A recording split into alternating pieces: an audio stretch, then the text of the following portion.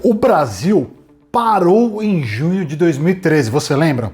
Vários protestos com milhões de pessoas pararam um monte de cidades pelo Brasil por várias semanas.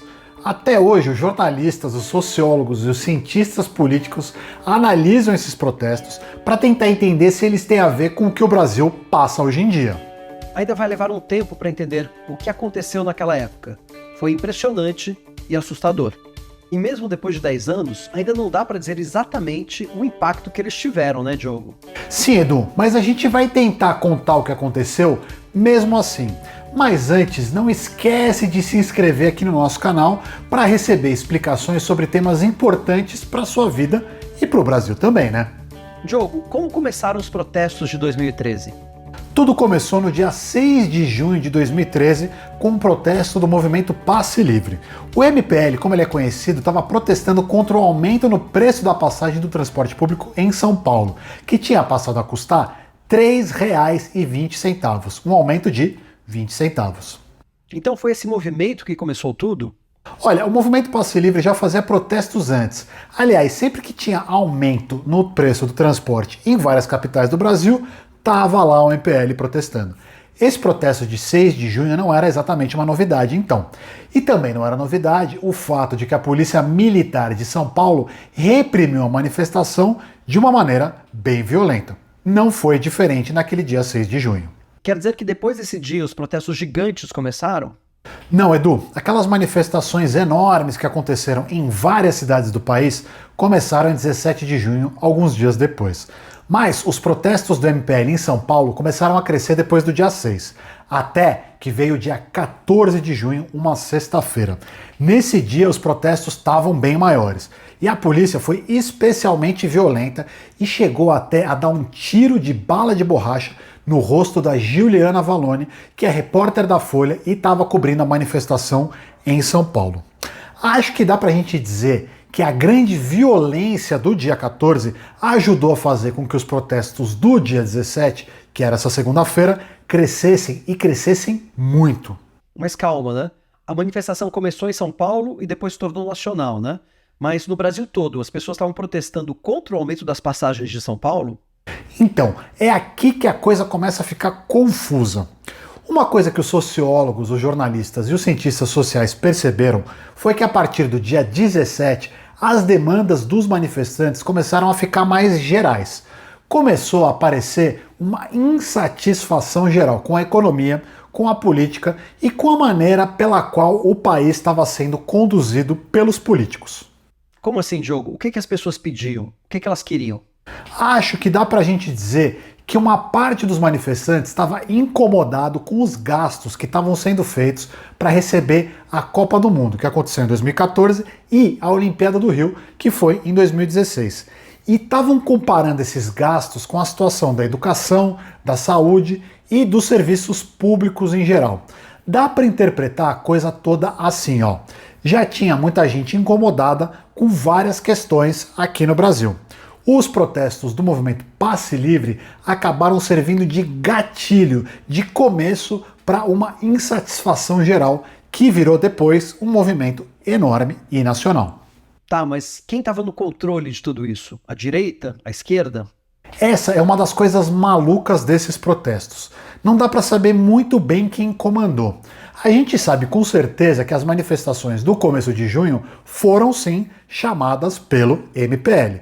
Mas depois que as pautas das manifestações ficaram bem confusas, eles até declararam publicamente que estavam deixando de ir para a rua protestar. Quais eram as demandas específicas dos manifestantes? Começou com o aumento da passagem, mas aí a coisa ficou difusa. As pessoas pediam o fim da corrupção, a melhoria nos serviços públicos, o fim do foro privilegiado dos políticos, menos gastos com Copa e Olimpíadas, muita coisa ao mesmo tempo.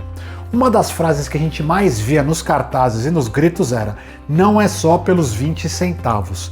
Isso queria dizer o quê? Que as pessoas estavam protestando por algo mais que apenas o aumento da passagem. Eu vou arriscar dizer que era um movimento de insatisfação geral com a política e esse movimento não sabia exatamente o que ele queria, mas ele queria estar na rua protestando. Qual foi o tamanho desses protestos, Diogo? Muito difícil de medir, viu, Edu?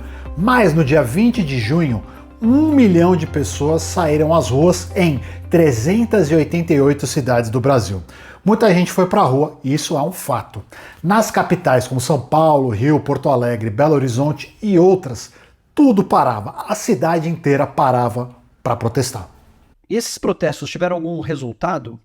Olha, o governo da Dilma Rousseff, que era presidente na época, claro, tentou dar uma resposta. Para tentar levar mais saúde para as pessoas que precisavam, ela criou, por exemplo, o programa Mais Médicos. O Congresso Nacional arquivou uma proposta de emenda à Constituição que queria limitar o poder de investigação do Ministério Público. A lei de delação premiada, que foi muito usada depois na Lava Jato, também foi uma reação a esses protestos de junho de 2013. Por que muita gente diz que junho de 2013 é um mês que não acabou? Porque para alguns cientistas sociais, esse episódio teve um impacto forte na política brasileira. Por causa desses protestos, várias figuras políticas antissistema ficaram famosas e ganharam relevância, como por exemplo o Jair Bolsonaro. E o que uma coisa tem a ver com a outra? A lógica é a seguinte, Edu. Os protestos de junho de 2013 começaram pedindo a redução do preço da passagem, certo? Mas quando eles cresceram, eles passaram a ter demandas bem difusas e confusas até. Mas essas demandas tinham uma coisa em comum: elas eram contra o sistema político e a política em geral. Tanto que teve gente que apanhou quando foi pra rua vestindo camisa e levando bandeira de partidos de esquerda, como por exemplo o PT. Isso aconteceu mesmo. Os protestos de 2013 acabaram dando força para um movimento antipolítica, acho que a gente pode falar desse jeito. E como é que tudo isso chega no Bolsonaro? Bom, o movimento antipolítica de 2013 ajudou a dar força para os protestos anti-PT de 2015 e 2016. E nesse processo foi também dando força para pessoas que se diziam contra a política tradicional. Vários políticos embarcaram nessa onda, até o João Dória, que é do PSDB, que é um partido bem tradicional. E nessa onda também veio gente como o Wilson Witzel, o ex-governador do Rio, o Daniel Silveira, ex-deputado federal pelo Rio também, o Kim Kataguiri, deputado federal por São Paulo, e o próprio Bolsonaro, que foi deputado por décadas e depois virou presidente lá em 2018. Então a gente pode dizer que os protestos de 2013 deram força para o Bolsonaro? Sim, esse é um jeito de interpretar as coisas. Em 2013 começou a ganhar força um movimento que era contra a política chamada de tradicional, que era representada pelo PT, pelo PMDB, PSDB e outros partidos conhecidos que se revezavam no poder. Será que pode acontecer de novo um movimento como o de junho de 2013? Edu, esse é o tipo de previsão que é impossível de fazer. Não dá para saber. Ninguém foi capaz de prever o que aconteceu em junho de 2013.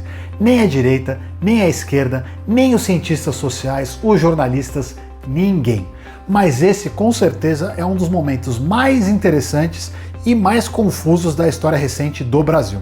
A gente ainda vai ver muita gente estudando junho de 2013 por muitos anos para tentar achar algum tipo de resposta.